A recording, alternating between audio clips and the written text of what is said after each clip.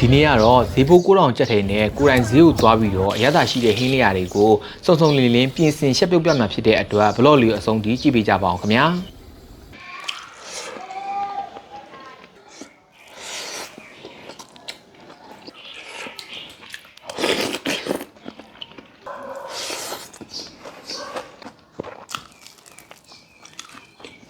အားလုံးပဲမင်္ဂလာပါခင်ဗျာဒီနေ့ကတော့ကျွန်တော်9000နဲ့2ရက်ကင်ပြီးတော့ဈေးကိုရောက်နေပါတယ်900နော်6စီလုံး20006စီလုံးရမယ်ကွာ900ခွဲသီးတယ်နုရလားဘယ်လိုရအောင်မသိဘူးနည်းနည်းပဲထင်းကျုပ်ချက်ဖို့ပဲနည်းကောင်းတာလေးယူပါမှာဘယ်လိုရအောင်လဲပါ30သား1200အေးဒါလေးလက်တယ်တကောင်လောက်ချိန်ပြီးကြည့်ပါဗလားရှင်စီ6000ဘူးပါလားခုတ်ပြလိုက်လေနော်ငါးတွေကိုတစ်ခါတည်းခုတ်ကင်တဲ့အခါကျတော့အိမ်ရောက်ရင်အလုပ်ရှုပ်သက်တာတာပေါ့နော်6000ကျေးဇူးပါအိမ်ပြန်ရောက်တာနဲ့ဝယ်လာတဲ့ဖလန်တောင်မွေးလေးတွေနဲ့ကွဲသီးတွေကိုရေးပြအောင်စီးပါတယ်ပြီးရင်တော့ဝယ်လာတဲ့ငကြင်းလေးတွေကိုလည်းရေးပြအောင်စီးပေးပါတယ်ကျွန်တော်ကငါးကိုစီးတဲ့ခါကျရင်အခုလိုမျိုးဖြူဖွေးနေတဲ့အထိပြအောင်စီးပါတယ်ငါးလေးတွေကိုရတာနှက်ဖို့အတွက်စားအချို့မုံစနစ်မုံလေးတွေထည့်ပြီးတော့အရတာတရုံချင်းစီဝင်အောင်လို့တေချာနယ်ပြီးတော့နှက်ထားပေးရပါမယ်ငါးလေးတွေကိုအရသာနှက်ပြီးရင်တော့ဖလန်တောင်မွေးကစားလို့မရတဲ့အပိုင်းလေးတွေကိုဖယ်ပေးရပါမယ်အခုလိုမျိုးအရွက်လေးတွေကိုဖယ်ထုတ်ပေးရပါမယ်ပြီးရင်တော့အရင်ပိုင်းငါးရင်းတဲ့အပိုင်းတွေကိုလည်းချိုးပြီးတော့ဖယ်ထုတ်ပေးရပါမယ်ကျန်တဲ့ဖလန်တောင်မွေးလေးတွေကိုလည်းအခုလိုမျိုးဆက်လုပ်ပေးလိုက်ပါမယ်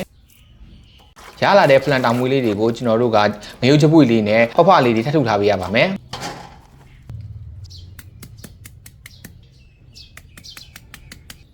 ကဲအခုဆိုရင်တော့ကျွန်တော်ရဲ့ဖလန်တောင်မွေးလေးတွေကြော်ဖို့အတွက်အဆင်သင့်ဖြစ်ပါပြီခင်ဗျာပြီးရင်တော့ခဝဲသီးလေးတွေကိုလည်းအခွန်ခွာပြီးတော့ရေးပြအောင်စီးထားပေးရပါမယ်ပြီးရင်တော့ကိုလိုချင်တဲ့အတုံးလေးတွေတိုင်းပပလှီးပြီးတော့တုံထားပေးရပါမယ်ကဲအခုဆိုရင်ခွဲသီးလေးရပြီဆိုရင်တော့ကျွန်တော်တို့နှက်ထားတဲ့ငါးလေးတွေကိုကြော်ပါတော့မယ်ဒေအိုထဲကိုစီးထည့်မယ်စီပူလိုက်ရင်တော့ခုနကရသနှက်ထားတဲ့ငါးလေးတွေကိုတရုံချင်းကြီးထည့်ပြီးတော့ကြော်ပေးလိုက်အောင်ပါခင်ဗျာငါးကြော်တဲ့ခါကျရင်စိတ်ချဖို့လိုတာပေါ့နော်တစ်ဖက်ကလောကကျက်သွားပြီဆိုမှတစ်ဖက်ကိုလှန်ပေးရပါမယ်ဒါမှငါးလေးတွေကမကျိုးမကြည်မှာပေါ့နော်ကဲအခုလိုမျိုးနှစ်ဖက်လုံးကျက်သွားပြီဆိုလို့ရှိရင်တော့ကျွန်တော်ငါးကြော်လေးတွေကိုဆယ်လိုက်ပါတော့မယ်ဒီလိုပုံစံတိုင်းပဲနောက်ကျန်တဲ့ငါးလေးတွေကိုလည်းထပ်ကြော်ပေးလိုက်ပါအောင်မယ်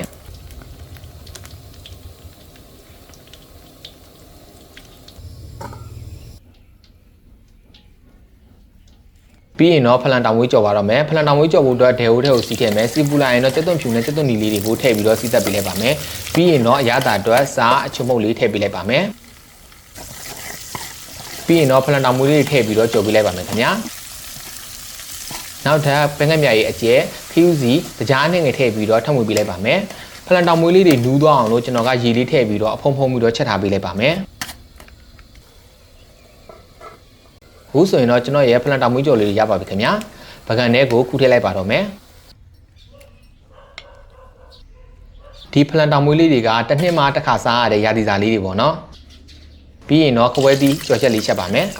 စီပူတဲကိုကျက်သွန့်ဖြူကြီးစနစ်မုတ်လေးထည့်ပြီးတော့စီတက်ပေးလိုက်ပါမယ်ပြီးရင်တော့ပပလီတာတဲ့ခွဲသီးလေးတွေကိုထည့်ပြီးတော့မှုပေးလိုက်ပါမယ်ရတာအတွက်စားအချုံမုတ်ထည့်ပြီးတော့ဆက်မှုပေးလိုက်ပါမယ်ခွဲသီးလေးနူးသွားအောင်လို့ရေလေးထည့်ပြီးတော့အဖုံးလေးဖုံးပြီးတော့ချက်ထားပေးလိုက်ပါမယ်ကဲအခုဆိုရင်တော့ခွဲသီးလေးလည်းနူးလာပါပြီခင်ဗျာရေစီးထားတဲ့ကြာစံလေးကိုထည့်ပြီးရင်တော့ကျွန်တော်တို့အထက်အောက်မှွေပြီးရင်အဖုံးလေးဖုံးပြီးတော့ထက်ချက်ထားပေးရပါမယ်ဒါဆိုလို့ရှိရင်တော့ကျွန်တော်တို့ရဲ့စားကောင်းတဲ့ခွဲသီးကြော်ချက်ဟင်းလေးရပါပြီခင်ဗျာခွဲသီးကြော်ချက်ဟင်းလေးရပြီဆိုရင်တော့ကျွန်တော်ပကံထဲကိုခူးထည့်လိုက်ပါတော့မယ်ကျွန်တော်ချက်ထားတဲ့ဟင်းလေးတွေကဈေးလည်းတက်တာပြီးတော့အရသာလည်းရှိအဟာရလည်းပြည့်ဝတဲ့ဟင်းလေးတွေပါခင်ဗျာကဲအခုဆိုရင်တော့ကျွန်တော်ကြော်ထားတဲ့ငကြင်းကြော်လေးရဲ့ဖလန်တောင်မွေးကြော်လေးရဲ့ဒါကတော့ခွဲသီးဟင်းကြော်လေးပေါ့နော်ဒါကတော့ရှယ်ဖြော်ထားတဲ့ငပိကြီးပါ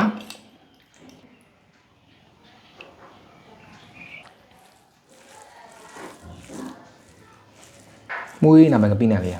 ငပိဆက်ဆက်လေးနေပြီးတော့ဒါကတော့ဖလန်တောင်ဝင်းကြော်လေးပေါ့နော်ငါးကြော်လေးပဲကြည့်မယ်ငကြီးနေအကြီးတွေပဲဖလန်တောင်ဝင်းကြော်လေးရယ်ငါးကြော်လေးနဲ့ကြည့်ပါခင်ဗျာစားကြပါအောင်နော်ကဲကျွန်တော်လည်းစားပြီနော်လုံးဝရှယ်ပဲဝယ်ဒီဟင်းရရှယ်ပဲ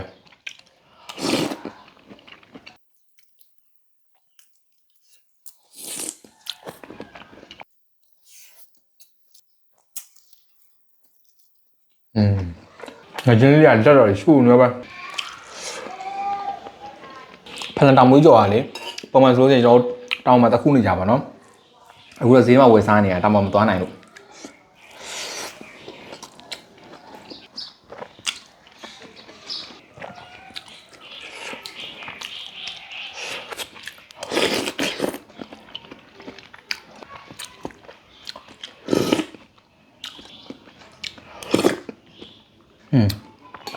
ဝယ်သီးလေးကချိုနေပါ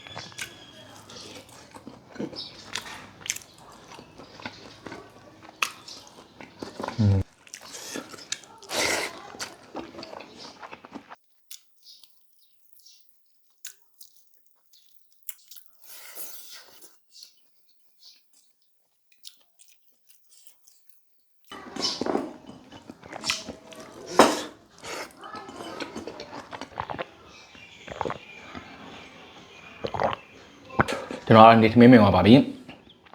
ခဝဲသီးဆိုလို့ရှိရင်ကျွန်တော်1000ဘူးတွေဈေးရောက်ဝယ်ခဲ့တာပေါ့နော်ငါးဆိုလို့ရှိရင်30သား1200နဲ့ကျွန်တော်က90သား6000ဘူးပေါ့နော်